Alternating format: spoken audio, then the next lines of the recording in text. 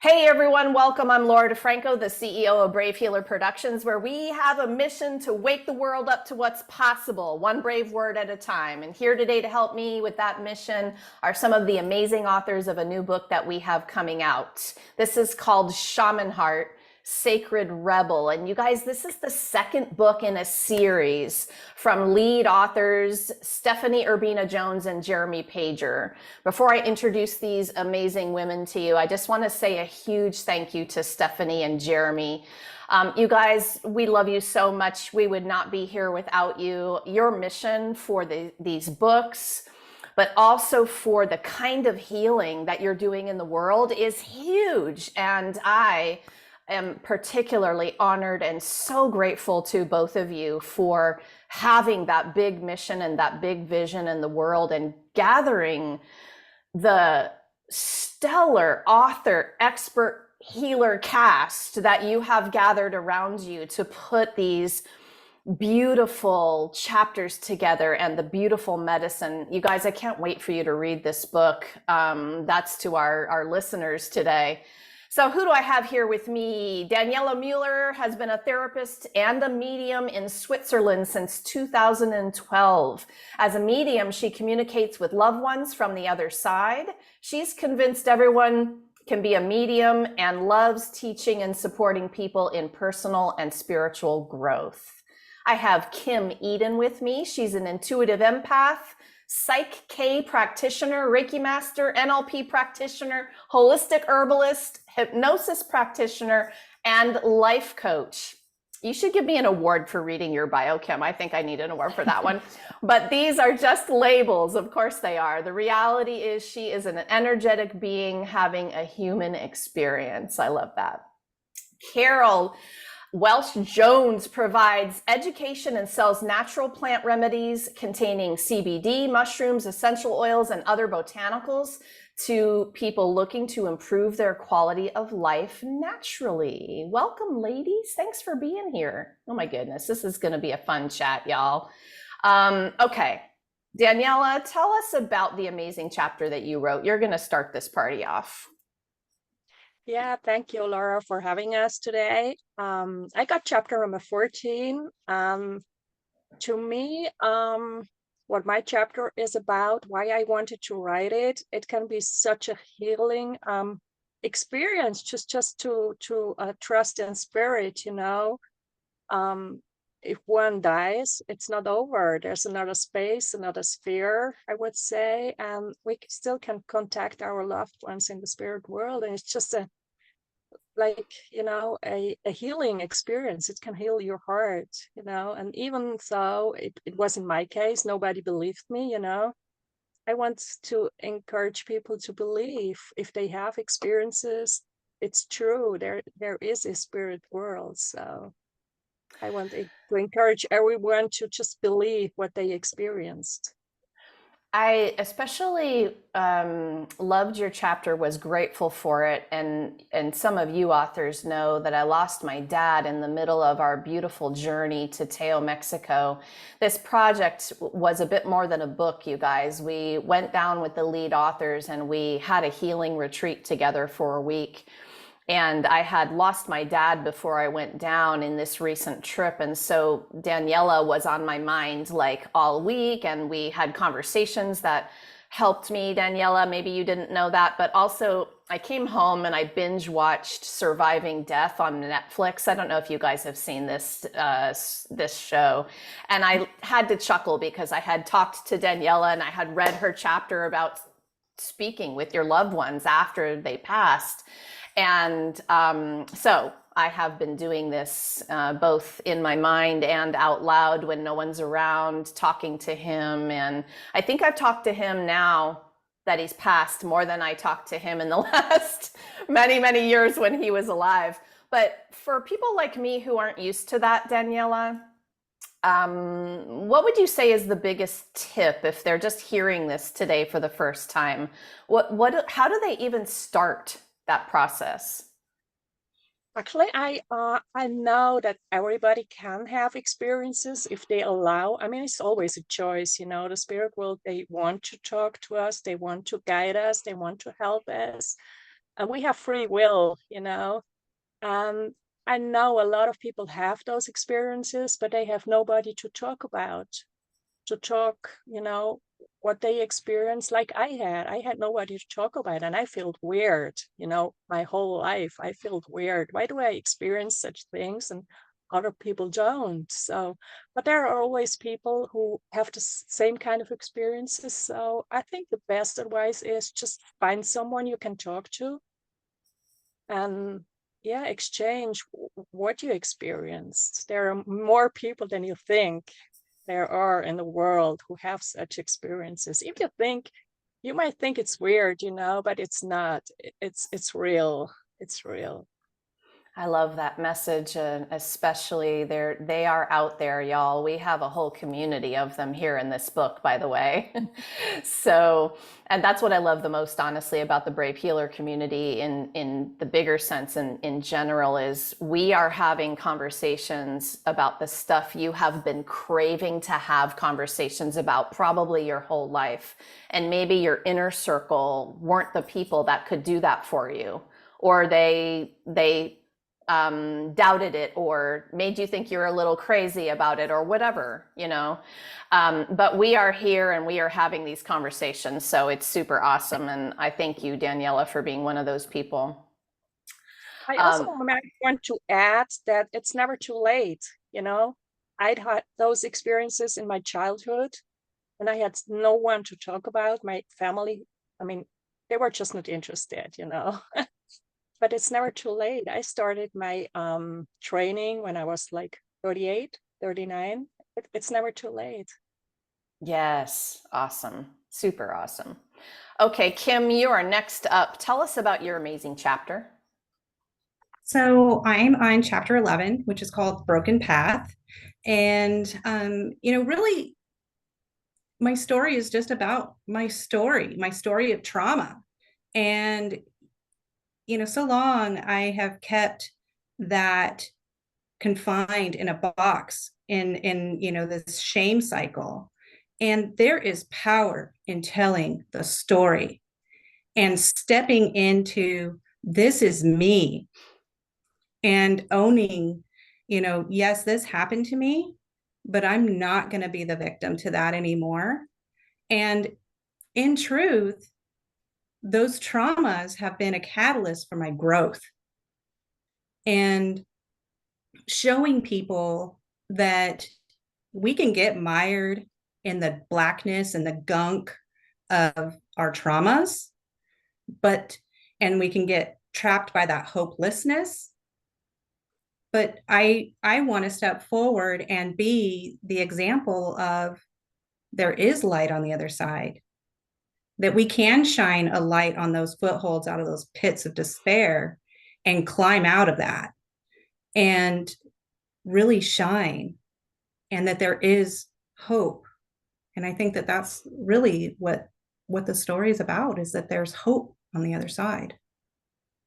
Well, thank you for mentioning the process and the power in the process of telling the story and kind of claiming your truth out loud. You all three of you are warriors for not only for saying yes to this project, but for kind of, taking up that challenge I gave you to put it down in black and white, possibly in many cases in our group for the first time ever, deciding to publish. And that is not a small potatoes thing, that you took on. And so, Kim, I thank you for, deciding to tell your story. You are another example of somebody who in our healing circle helped me greatly. And I wrote about this a little bit in the chapter. I have a chapter in this particular book also, you guys. I don't often do that, but in this one I couldn't help myself. It's like, oh my gosh, I got to write for this one.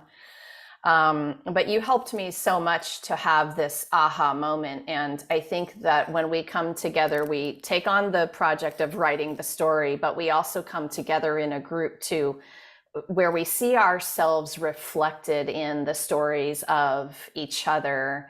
We all give each other permission to do things that maybe we have never done. What else do you want to say about that piece of it for you personally? a big part of it is realizing that a lot of this is self-work, that nobody can force me to do any of it. And just like what you said, people are our reflections sometimes of the work that we need to do internally. And one of the moments that I had at Teotihuacan was I had this moment where my mother, came in, and I was very resistant to that. Her and I didn't have a great, childhood kind of thing. And so there's a lot of resistance around my mother. I have a mother wound, and then it changed, and it changed into one of my guides, or my spiritual guides. And it said, well, how do you feel about me now? And I was like, well, of course I'll accept it. You're my teacher. And she's like, exactly. Your mother was here as a teacher. And maybe it wasn't the easiest lesson to learn, but she taught you a lot. And I think that was very impactful, of recognizing that these are our master teachers, the people that we experience, the things that we go through. They're part of the lessons that we are here to learn in life and experience. Yeah, and you're giving me goosebumps all over again. Thank you. Because that was such almost exactly the same in terms of it was my dad for me. But yeah, exactly the same feeling. All right, Carol, tell us about your amazing chapter. All right. Well, my chapter is 19, and it's about intuitive decision making. It's about learning how to be more confident in making decisions intuitively.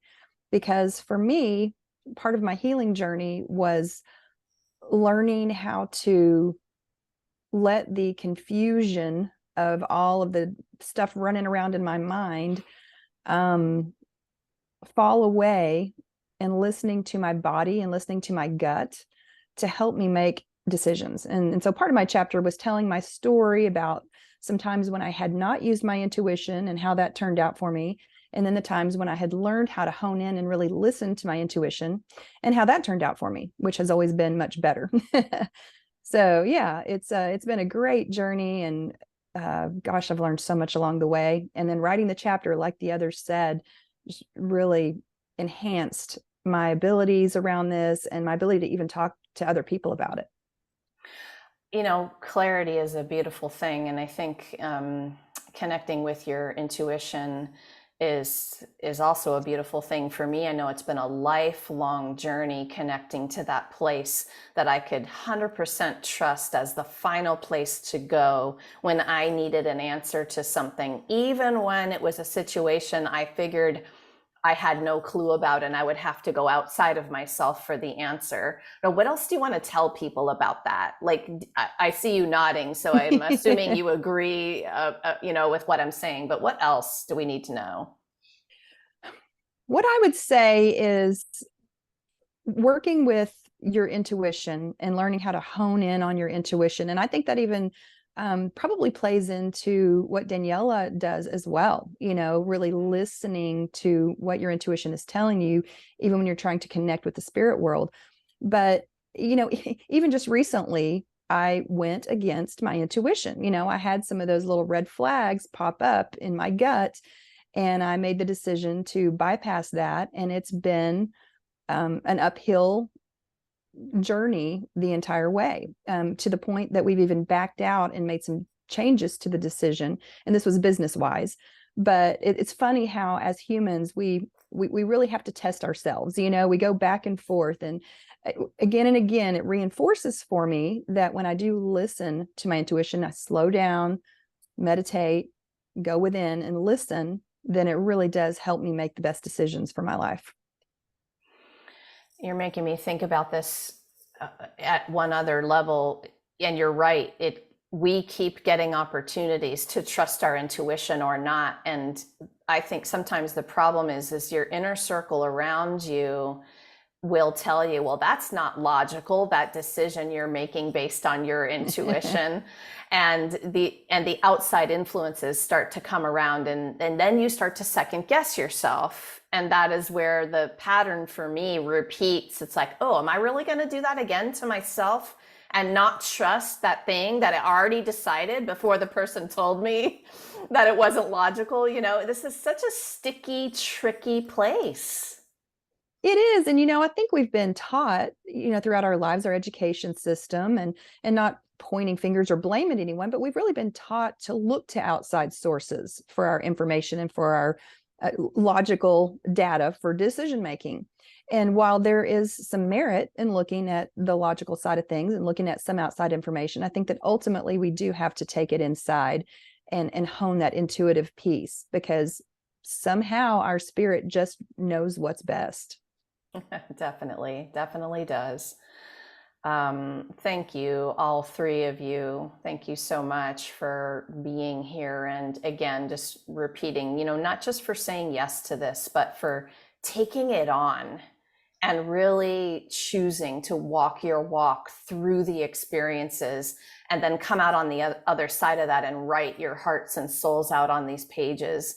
For our listeners today, again, I cannot wait to share these beautiful stories and medicine with you, because these books are part story, but then I have challenged the authors to offer a practical medicine piece to our readers where you can practice some of these things at home on your own to connect at that next level. And these books are very powerful toolkits in that sense, with expert master healers guiding you. And this just gets me excited. Kim, I'm going to come over to you for this next question. Many, if not most, of the authors here in this book practice a shamanic kind of healing, and all of you take a holistic approach to healing and life. So when it comes to this journey that we're on, why holistic? Why is this important? I think that, with the holistic approach, it's getting back to our roots. A lot of what we've done is we've forgotten the ritual of healing and the ritual of the different phases of our lives, and honoring that. And by that holistic approach, it brings us back to better alignment with the earth and with ourselves, and feeling the elements of the world within us. And by doing that, we're able to heal a little bit more completely. And I don't think that there's necessarily one approach that works for everybody.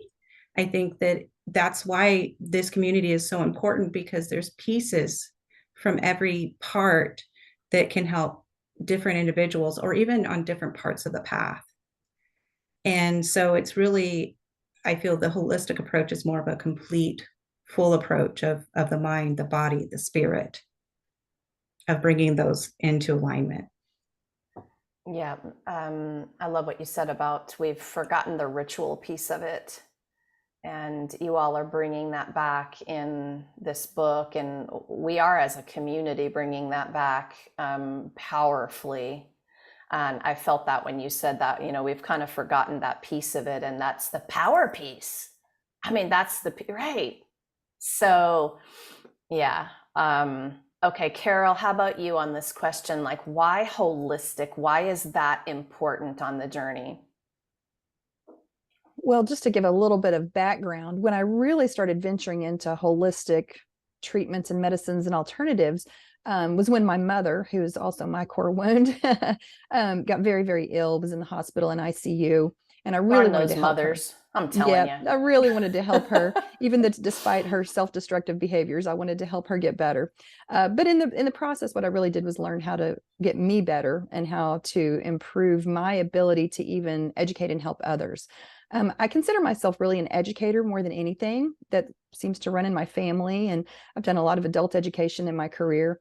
And so in my business, I really pull together both the talking and learning to, when I say talking, I mean like talk therapy in a sense. I mean, I work with my customers on a pretty deep level. We have deep conversations because I'm trying to help them improve their quality of life. And when people are in a place of, extreme pain or extreme anxiety, or they're not getting any sleep, it's a lot harder to make good decisions in your life because your brain's just not working properly. And so I like to couple some of these plant medicines like CBD to help people with their anxiety so that they can then have that moment of peace. They can tap into their intuition. They can really tap into their healing and what they need to do to heal so that they can have a better quality of life. So for me, it's using a combination of all the modalities that I have at my disposal. And that would even include, Reiki and meditation and a lot of the other modalities as well. Even though I'm not certified, I do talk to people about those things and provide them with information to give them a more well-rounded option on their healing journey. We work with a lot of people with PTSD, and they're just desperately trying to get past that so that they can live a normal life. I am appreciating what you're saying about sometimes you get to a point where the brain has stopped working like it was working before. The reason I'm bringing this up is because I'm pretty sure I experienced that for the first time in my life over the last year. And when I recognized it in myself, it was a shocker. And what I recognized was I needed help. And it was like scary. So this is scary when you become aware of what your brain just did, like forgetting things or, just not your normal function. And so I appreciate, and for our listeners too, our authors are definitely dropping these nuggets of awareness for you. Awareness is everything. When you become aware of something and then you can trust what you're feeling, then you can reach out and you can get some help where, you're not able to do it on your own. And that was a place I got to, is like, oh my gosh, something is not working. I need some help. I need to talk to somebody about what kind of help I even need, and I'm somebody who devoted their whole life to healing. I know a thing or two. So it's just really, really important, the awareness that you guys are giving on these topics, and I deeply appreciate it. Daniela, what do you want to add about the importance of a holistic approach? I know that in spiritual training, we usually are trained in mind and spirit, and we forget about the body. So I want to focus on the body because it was easy for me, really, my whole life to go out of my body and to talk to the spirits. That's the easiest thing I could do. But really to focus on the body and to just maintain a good lifestyle, to eat organic food or whatever feels good for you. So body is really important, and more important than you would think when you want to talk to the spirits. Are you talking about that in a way of just, clearing this vessel so that it's open to the messages? How else do you think of that when you're taking care of your body? Like, why? Why do we need to do that? Because we are spiritual beings in a physical body, so we need this physical body to be a vessel for the spirits. Yeah, we have to take care of our body. And when I started my training, I didn't know that. I just, I talked to them and I forgot about my body.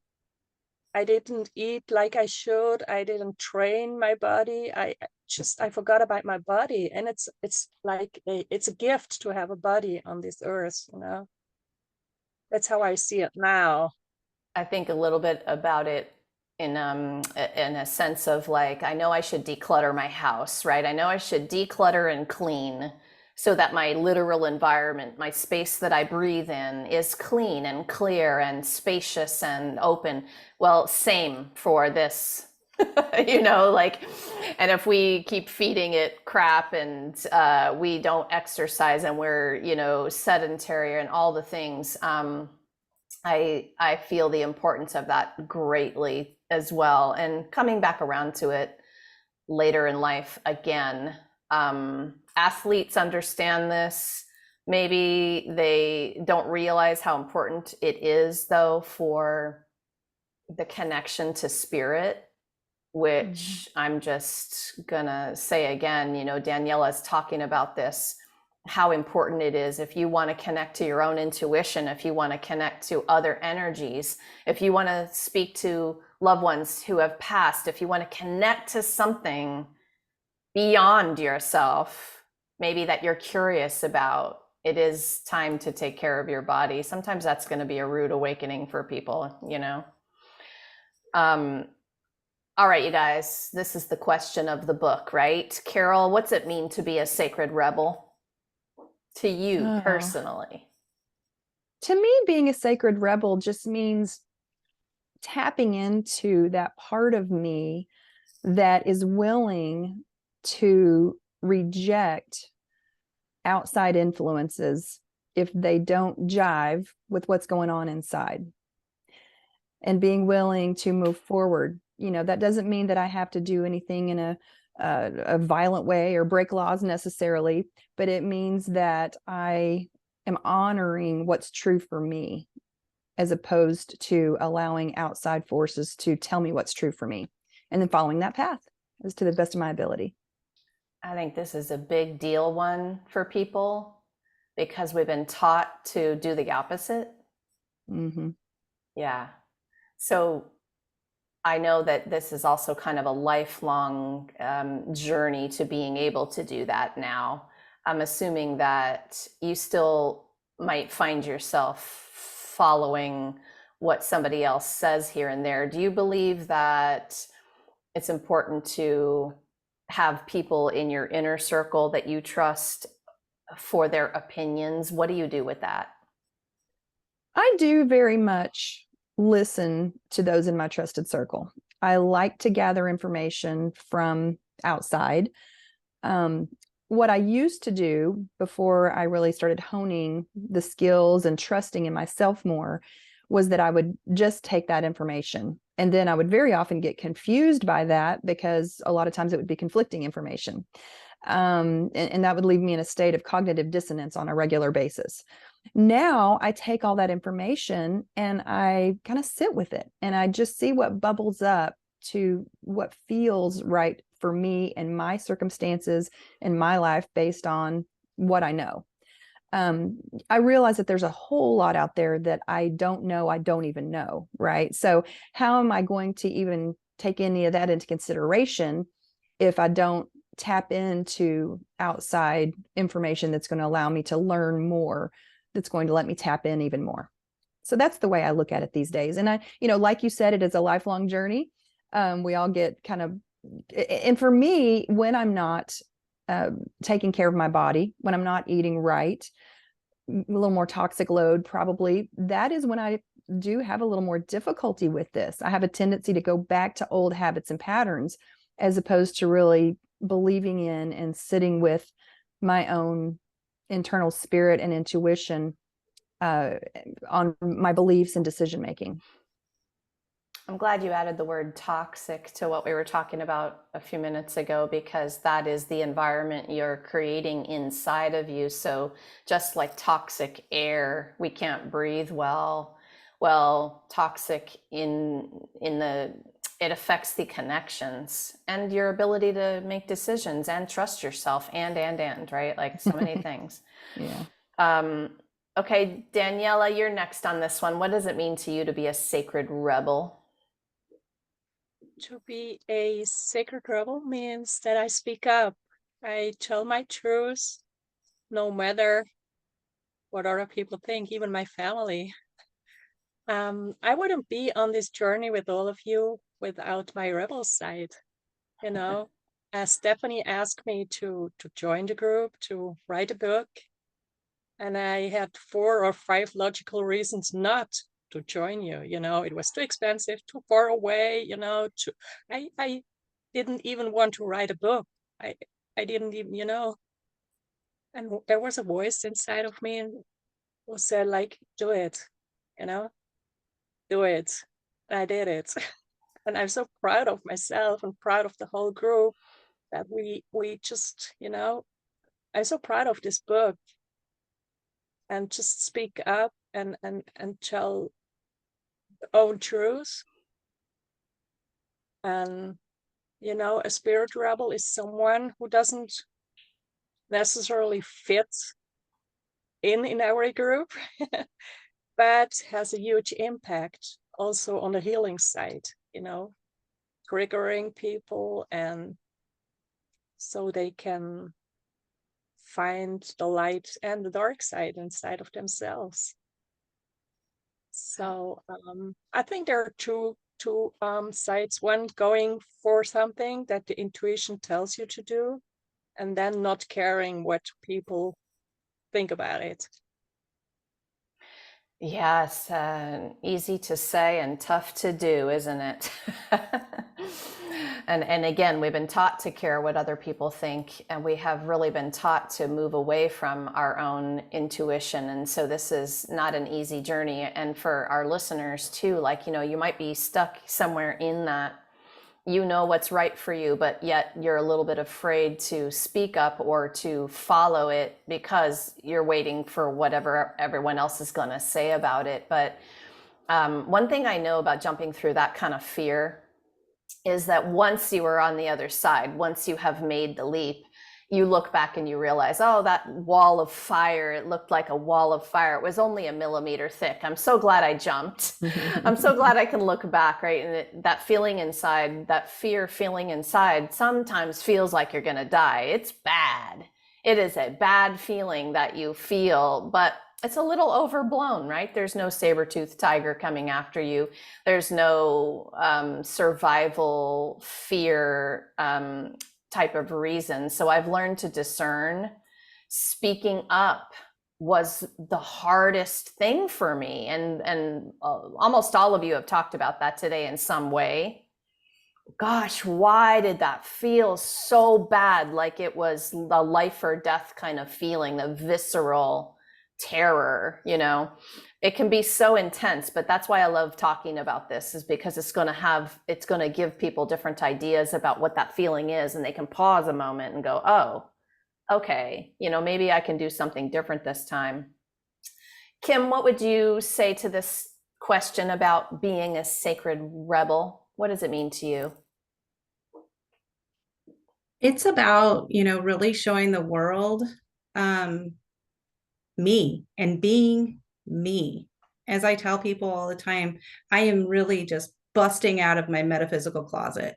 I have been packed in there for so long and hiding who I am because I had this perception of judgment and ridicule for being who I am. And a lot of that came from, childhood, where I was told, you will be put in an insane asylum if you tell people what you see and what you hear, kind of like what Daniela was saying, and I know it was protected me so that I wasn't teased or things like that. But I'm now in a space of my life where I am stepping forward and I'm saying, here I am.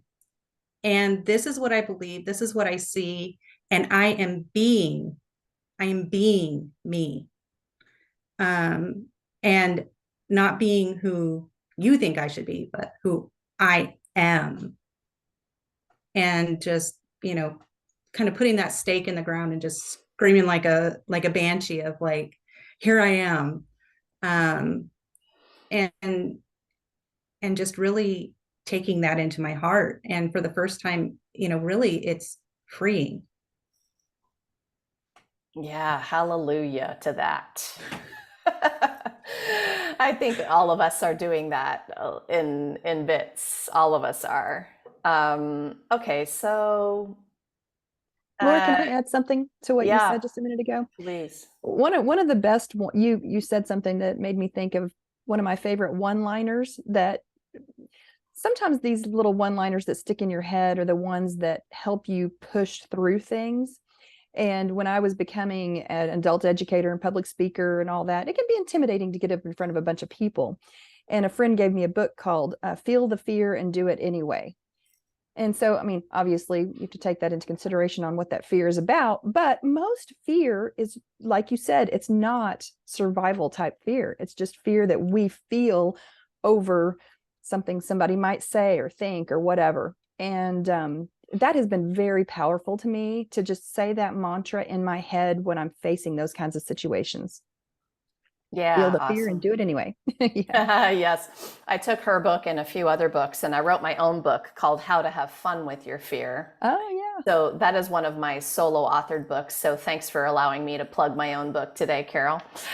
Um, but Can I add something? yeah, because of that discernment, which is so hard sometimes, it's an awareness practice, right? Yeah, Daniela, what else do you want to say about that?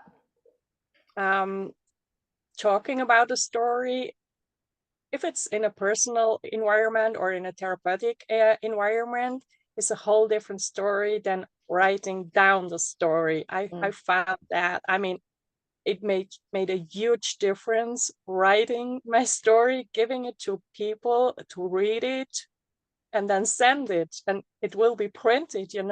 It's such another story. It's not a level. Write your story down. Oh, do I know this? Yes, another kind of fear when you not only made a decision to write a book, but you actually follow through and you're hitting the publish button, and that day you're like, oh, holy cow, this now everyone can read this, right? Yeah, I know that kind of fear. Purpose driven is how I call it. It's purpose driven fear. And when we understand it, it's actually pretty amazing. Okay, I'm gonna roll through one last, almost like Carol said, I want a one-liner. Like, what would you tell the listeners about this? You are all amazing guides and facilitators, master healers, coaches, right? And I think authentic healers, they don't like to say that they fix people. We know we don't fix people, but we empower people to connect to their own inner wisdom and healer. We guide that process, sometimes quite well. I'll pat us all on the back for that. Daniela, what's the one way, and then there's a million of them, right? That you would gift to the listeners? Like, what's one way that they can connect to that inner wisdom? For me, I would say journaling, y'all.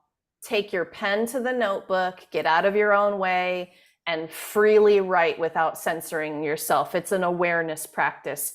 So that would be my one way today. Daniela, what's yours? I'm convinced that everyone can be a medium. Just start and see how it goes. I mean, sit down, like start with 10 minutes in a silence and just be open and watch and feel what can happen. Just start. Just start. I like that advice. Yeah. It needs training. It needs training, but we are in a society where everything goes very quickly, and talking to the spirit needs training. So just start. You can do it. I believe in you. Thank you, Daniela. Kim, how about you?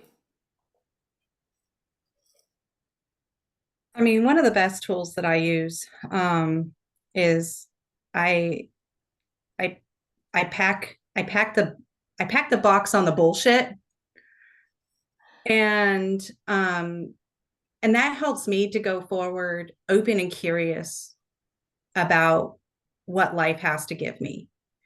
So often I have all of these stories in my head of like, well, if I go here, this is going to happen in XYZ. And so I say, nope, nope. I'm going to pack the box on that bullshit and see what I get when I get there. And then, I unpack the box when I'm there. And a lot of times as I'm unpacking that box of, and I'm pulling things out, I'm like open and curious to it. And I'm like, well, hell, who knew this was in there? And it really just opens up new pathways of experiencing life and experiencing others. I love that visual of packing the box up. And I would add self-sabotaging BS. That's like, and if you can catch it, no, you're going in the box for now. I love that, Kim. Thank you. All right, Carol. You're last on this one. What's your tip? Well, just to add to Kim's, I would say pack those ants, those automatic negative thoughts, but I like the bullshit too. All right. So for me, what came to mind when you asked that question is to, find the nuggets that speak to you and then keep pulling on that thread. Just follow that thread and keep pulling on it. Because even like Daniela said, you have to put some time and practice into these things in order to realize the benefits. So find those nuggets that really speak to you and then just follow that thread, see where it takes you. Yeah, I love that. Also, that visual, just keep pulling it on that one. Follow the breadcrumbs, pull the thread, trust yourself to feel that. Carol, Kim, Daniela, thank you so much for what you do in the world and for being here today to share it with everyone. Thanks, ladies. Thank you for what you do, Laura. Thank you. So to our listeners, these books, all right, Shaman Heart, Sacred Rebel, this book is so much more than a book. And maybe something that one of the authors said today really resonated, gave you the goosebumps, made you curious. You want to continue the conversation. Maybe you have a question. Well, this is a very generous community of expert master healers who are there for you to take that next step and to answer the question, to help you on the journey. So scroll on down to the show notes and explore. I have them all hooked up there with their sites and links.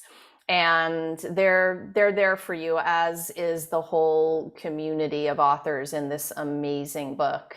We're going to all be together for the book launch party, which you are invited to. It's going to be Friday, June 2nd, 10 a.m. Eastern. I've got some information down below about the party and how you can join us on Zoom. And if you happen to be listening to this interview anytime after that date, well, you can hop over to Amazon at that point and get your copy of the book. Lastly, today, everyone, remember, your words change the world when you're brave enough to share them. It is time to be brave. See you next time, everyone. Bye, ladies.